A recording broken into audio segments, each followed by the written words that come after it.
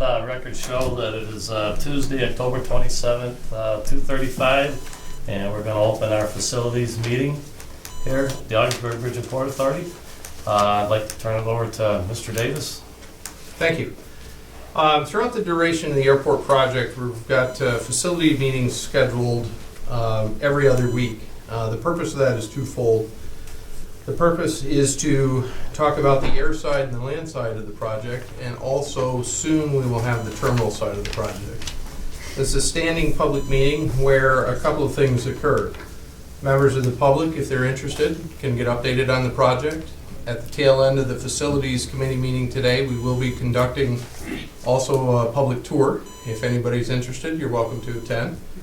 We'll talk about things that general progress on the project itself and any issues that we're having. So it's our chance for public discussion, public disclosure through the facilities committee meeting. And if there is anything that comes up for any type of change orders or anything like that, this is where it starts and then it finishes at the board level.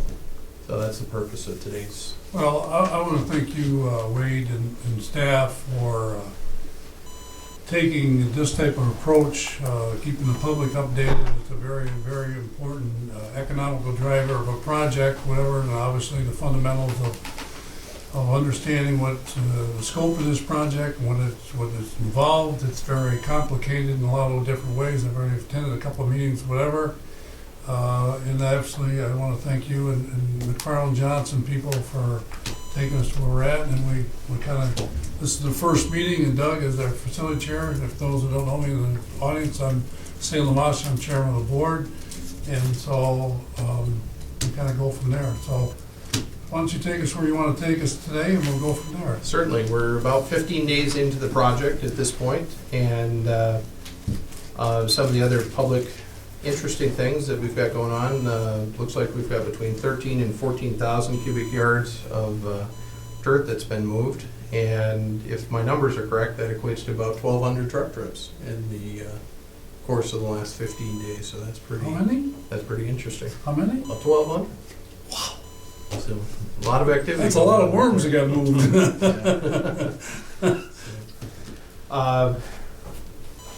Do you want to? Anything you'd like to add? I mean, No. not a lot of meat at this first meeting because we're just getting Well, into the project. I think it's a communication. Why don't you say something? You need to Yeah. say where we're at. Well, I mean, the initial phases of the project are to get the highway, as much of the work done this year as we can on getting Route 68 relocated. That's been going very smoothly. The earthwork has gone well. I think we've got some good material out there to build on, so everything's looking good from that standpoint. We're working very hard to address any dust issues and those types of things as we go along here. So that's kind of still a work in progress, but we're trying to keep the roads as clean as possible and limit any impacts on the public.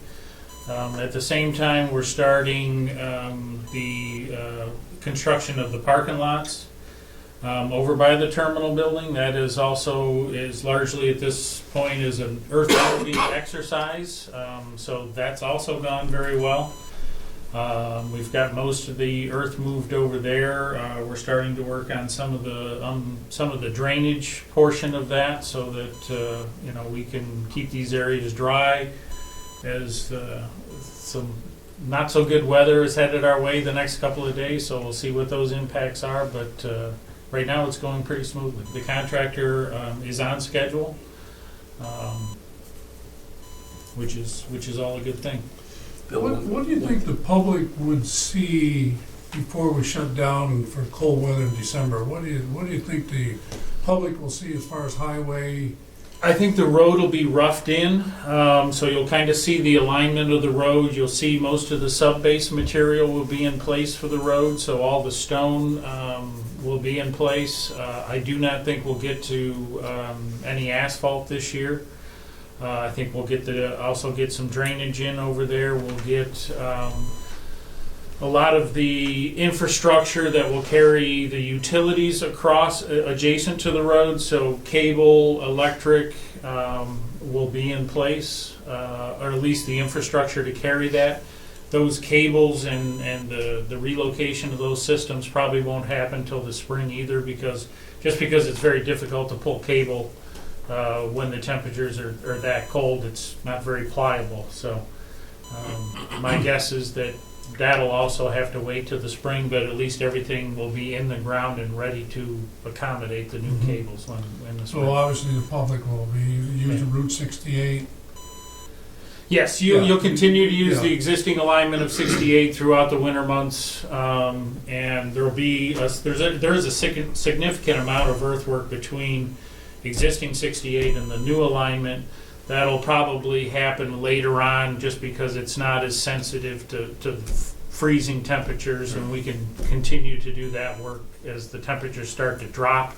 But we'll get the stone and stuff in place, hopefully over the next couple of weeks, and then switch over to the other operation as the temperatures drop. Yeah.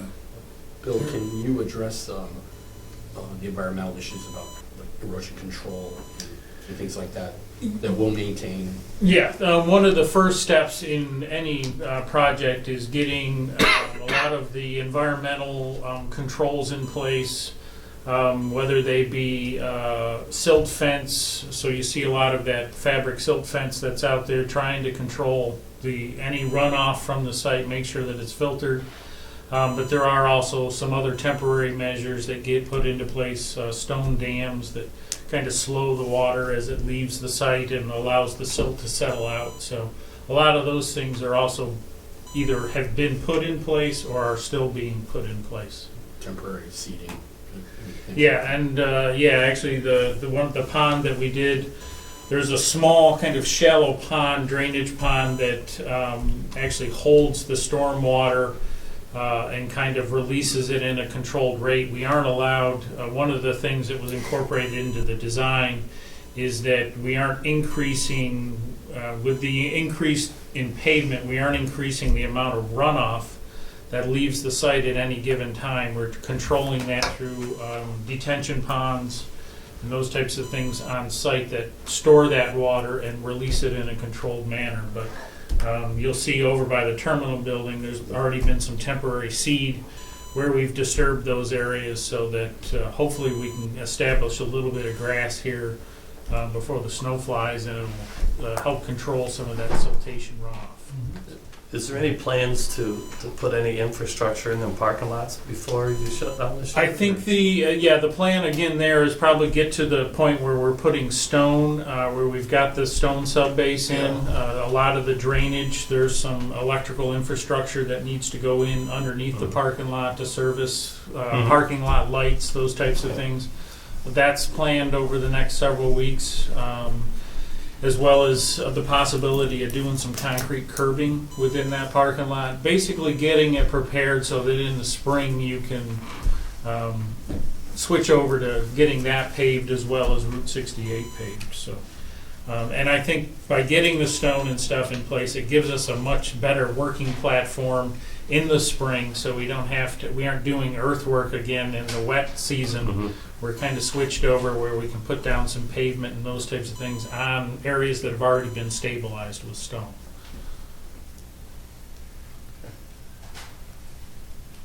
I'm sorry. You got that, right? No, I was going to shift gears. So. Well, I was going to say, maybe you want to phases this project when the terminal building will start working indoors on the terminal building. Maybe you want to That's freaky, because that's exactly what I was going to shift gears to. The terminal. We're working too close, Wade. It's free. The terminal is going out to bid very soon. The front end spec book is revised by staff. That information will be has already gone to Chris Kopek today. Okay. What will happen, the documents will be ready to go, and the project will be put to bid. And it looks like right now the terminal project would start potentially that first week in January. So we're still, it's still early in the process, but we're on track and on time as of right now. We could if that's going to start in January, what's our time frame for that? Couple months, 3 months, 4 months? October 12th, it's got to be ready to go. The It'll overall. be ongoing. I know, but Yeah. what I was just trying to conceptually think here is, before the construction season starts next year, we gotta have quite a bit of that terminal done then. Yeah, the terminal will actually be progressed throughout the winter Winter months. months. Yes. There's quite a bit of work inside that can be Mhm. done as far as modifying the existing Yeah. spaces, and then you can flip over again when weather permits to Mhm. doing a lot of the outside work, the expansion of the building, and all of those types of things can be going on Okay. concurrently with, next year, once we get kind of the highway connected on the runway extension project, then we switch over to the airfield where we'll do the runway extension, the taxiway reconstruction, the apron reconstruction, and at the same time that building is being expanded. Mhm. So it's going to be a lot of people, Yeah. a lot of people Yeah. working on that site. Well, I think where Doug was coming from, he was involved, the Federal Credit Union over here, and they transitioned right through the winter with foundation work and all those footers and all the stuff, and you worked all the way through. And obviously, we don't have to do that because the way we're moving ourselves forward, we're not planning on making any, foundation work during the winter time. Well, I think they'll they'll take advantage of as much as they weather can. that Yeah, they sure. can get, yeah. Sure. Yeah. Okay. But it's good for ordering steel, getting those types of things taken care of. Some of the Mhm. longer lead time items will be in place for the spring. It's hard to believe that's a mere 368 days away. Well, I mean, these folks here don't maybe you do, whatever, but, this project is a 7-year project from the day that the idea entered into the process to start to say, this is what we need to do with the forecast, and all these things are involved of a project of this magnitude. And people are amazed how little Ogdensburg and St. Lawrence County can take on a 7-year project and condense it into 3. And so this has been really complicated in a lot of different ways to put all these things together. And it, to me, is, we started 3 years ago and they said, it's way off. And all of a sudden, the clock wasn't moving as fast then, but now it's moving really, really fast, whatever. And a good example of that, I was just out to the construction trailer, and they had the listing of all the things that need to be done from starting now into as far as they go in December, and then it picks up back up in April. And the list goes on and on and on. So many things, it's so intricate that you wouldn't think has to be done. A tree here, a post here, a fence here, grading here. To me, it's like, I didn't realize what it all entails. It's simply you look over and you say, we're going to move some dirt, put some lights up, put a road down for a runway, and it's not that at all. The slope Throw the there. terminal in there, there'll be Yeah, even it's more moving. so. One thing I wanted to ask, and Steve, where are we on the quote from Tisdale on the water and sewer permitting side of things? Have we got that yet? Permit. Didn't we get a scope estimate? There's something that needs to I'm come meeting with before him either Thursday or Friday on the water and sewer design. this. Okay. Permitting, we haven't, Yeah, it was beyond the original scope, and they were getting a quote for us, I think. yeah, I'll find out Thursday then. I'm meeting with them on the original design work they've got some questions on. So I guess my point is, depending on the amount, that may or may not be something that's at the next board meeting. It's not ready for today, but What's next meeting, the 4th? 4th, next week. Other things of interest that anybody in the public might want to know? We talked about the truck trips, the 1,200 truck trips, 14,000 cubic yards of material moved. Nothing that comes to mind at the moment, yeah. Yeah. I think utility coordination is high on our list of issues. So. I think one thing that you said that was important, that there's no way for anyone not to know that is not involved directly in it, is that it's on schedule. Yes. Because how would you know by just driving by and seeing piles of dirt, some moving, and but that's important. It's on schedule. What, 4.7% complete? Yeah, or Hey, it's still a metric. 0.47, I think is the, So if we change our mind, we only got 4% to move the dirt back. Yeah, bring it Well, back. I think I think there's a good public point here, is the city helping us out, and, the landfill weight, is that what we wanna say? How do you wanna say that? In the correct Well, there's way? an agreement between the contractor and the city to use the landfill area for spoils. That's the site of the future solar farm out there. You're right, that they're so, I working mean, on. nothing's gonna go to waste, how's that sound? Well, I think that's also an important thing. One of the things that you'll recall from our wind project, we tracked a lot of various odds and ends associated with that project. For example, some things come to mind, $30,000 for physicals. That wind project impacted the healthcare sector. That's not a normal connection that you would think of when you think of a wind turbine project. Or, 27,000 gallons of city water sold to the ship, those type of things. We met with the CEO of McFarland Johnson the other day. Is it Rich? Rich Brown. Rich Brown. And one of the things that we mentioned is we want to track these type of economic impacts, because what you see in the community right now is you see folks at various places having lunch, buying a Pepsi here or there, buying lunch, various things like that. You're really starting to see some of the initial impact of the project, and that's exciting. And I think some of the best things that we'll hear will actually be quotes that come directly from merchants, and some of the other facts and figures that McFarland Johnson is helping us track. So that way we can say just exactly what does $25.6 million, and what does $25.6 million get you, big picture. We know some of the key things, get you an airport, runway, get you a taxiway, get you an apron, a terminal building, a parking lot, so on and so forth. But there's a lot more to that story. And as we did on the wind project, we're also tracking it on this project. More to come. Well, one thing that I learned from the first meeting was the ability of the contractor trying to, for next year, to hire local people as much as possible.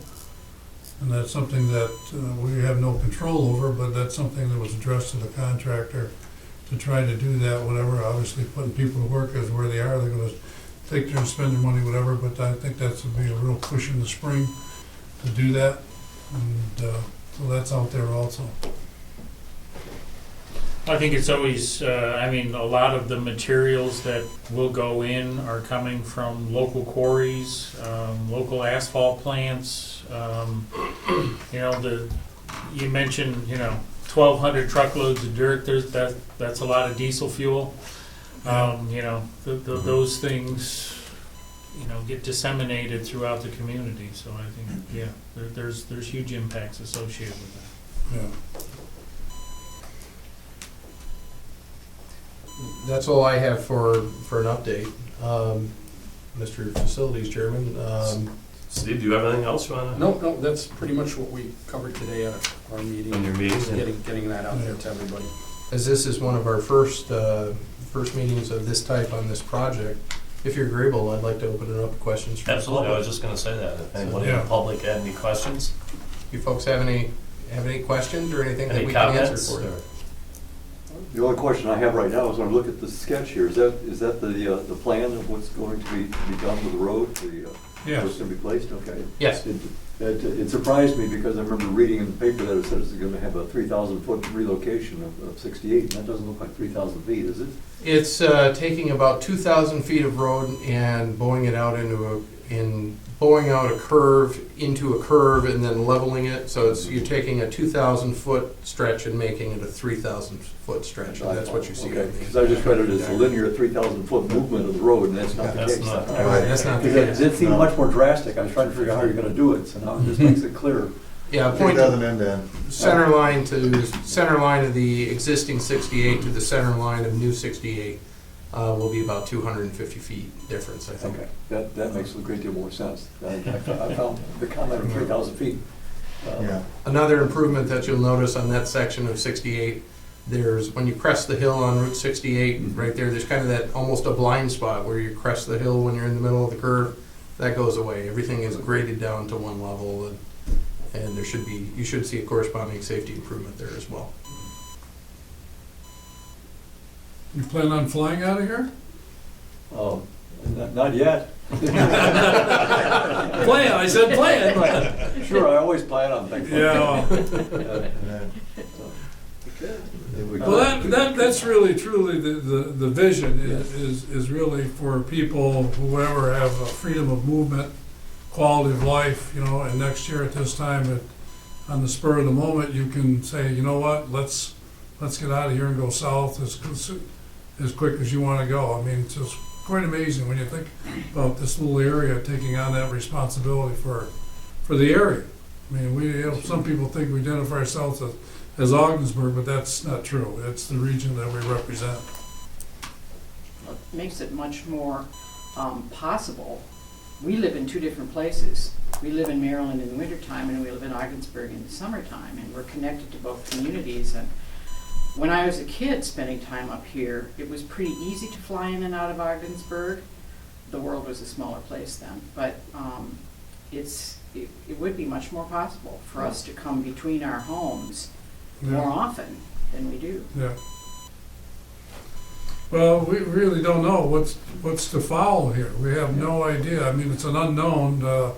If we follow the same plan that Plattsburgh or Niagara Falls or those at Bellevue or whatever it is in Bellingham, is it Bellingham? Bellingham in Washington. Okay, is all of a sudden it changes the dynamics of your airport. Because the other airlines want to come in and say this is a market of choice for people who want to do this, and so obviously Ottawa market is the main target. But the luck of that is our people who couldn't afford to have this runway and airport now can have it because other people in the other areas are going to support it, and that's the marketing approach. And so what comes next, really, we don't know. I mean, there are some predictors that it's going to be really busy here, and that's what we're hoping for. That was a good question, because someone asked me the same thing. Well, it must be the road going to go behind the SPCA and way out around behind. I'm trying to figure out the 3,000 feet. Yeah, that's a long way. But that was, Makes sense. and instead of the 250, where it goes out. Yeah, thank you very much. Any other questions that are out there? I might have missed this because I wasn't here at the beginning of the meeting, but what are the places that you know of the direct flights will go to as of right now? I heard Florida in the paper. Well, we have an adopted low-cost carrier incentive policy, and beyond that, we have an agreement with a company called Allegiant Air. And for Allegiant, you need to refer directly to them for comment, because we're the airport, they're a low-cost carrier airline, Okay. or air travel company in Allegiant's case. So. The real official announcement by rule would be 90 days before the airport is ready to be open. So that would be whatever airline. Now, see, we have an agreement with an airline, okay, and it's on that predictability that they will be coming. But 90 days out, they will officially make it an announcement, whatever it want to be. I mean, they're not going to leave today, they're not going to leave tomorrow, but it's just part of the approach of how they handle it. Now, to answer your question, where they'll go, we don't know. I mean, they're telling us two different places, but we're not really sure until they decide exactly what their market approach is. It may change. Alright. I mean, we're really based on thinking about people here to go to Florida. That's the first start. Now, where they go in Florida, they may change their mind where they want to go. That's their business. And We it's just gotta provide it's the airport publicly for it. on record that its destinations include Orlando, Sanford, and Myrtle Beach, direct point-to-point service. Beyond that, you'd have to contact the airline directly. Okay. Any other questions? You should know that the aircraft, the runway is actually designed to fit the capabilities of an A320 and also a 737-200. So we're not talking a little plane, we're talking a plane that can handle 150, 175 passengers. Now there's some of the small aircraft need a longer runway, believe it or not. But these aircraft are equipped, and the airport is designed for the future capabilities of that type of aircraft. 150, 175 people on the plane. You know, if you flew JetBlue out of Syracuse, whatever, that big plane they use, that's the plane, the same size plane. So you know, when it takes off down the runway, it'll be like, oh my. And so it'll be quite interesting to see how the public sees this as a tourist thing, because some people have never seen a plane this big up close, and what it is like to take off, whatever. So it's so it'll be quite interesting for local people to engage in that type of noise or visual effect, I should say, there. So it'll be kind of cool, it really is. Well, we're very grateful to the FAA and all the elected officials that have supported this, because at the end of the day, this puts more people in the air, and that's what it's about. That's what airports thrive on. Yeah. So we're really excited about it and looking forward to it. Mr. Facilities Chairman, I don't have anything else, unless there are any other questions out there. Any other questions at all from anybody? Well, I thank you for coming, because usually people just like to read it in the paper or whatever it is, but I mean, firsthand to come in here and just engage in the dialogue, we appreciate you coming. Appreciate Yes, your opening it up. very much. Yeah, glad we came. Thank you very Thank much. you, yes. Thank you. And you're also welcome if you'd like to attend the tour. We're going to conduct a tour afterwards, so that's up to you. Hearing nothing else, if you want to. I'll make a motion to adjourn, okay? Second. All right. Okay. Next meeting will be in 2 weeks, same time, same place. Yep.